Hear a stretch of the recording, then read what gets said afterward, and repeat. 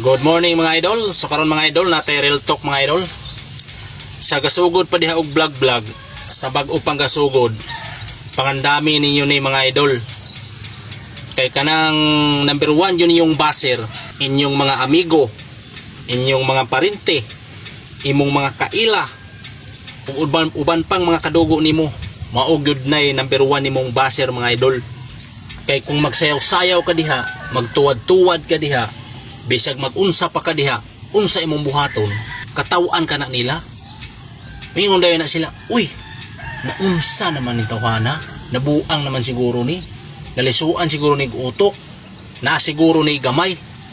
Kadalasan yun mga idol, ingon anak yun na ang ilahang masulod silang unahuna, ug maog yun ay ilahang mabuhat na istorya kabahin nimo.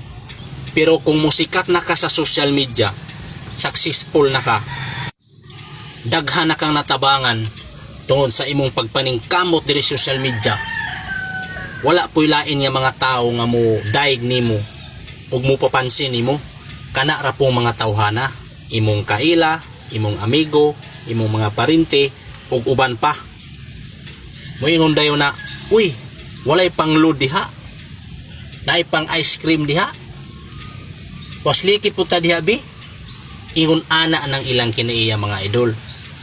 So kanang bag-o pang gasugod-sugod diha og vlog, bag-o pang gasugod-sugod aning social media, mao kanay pangandami ninyo mga idol.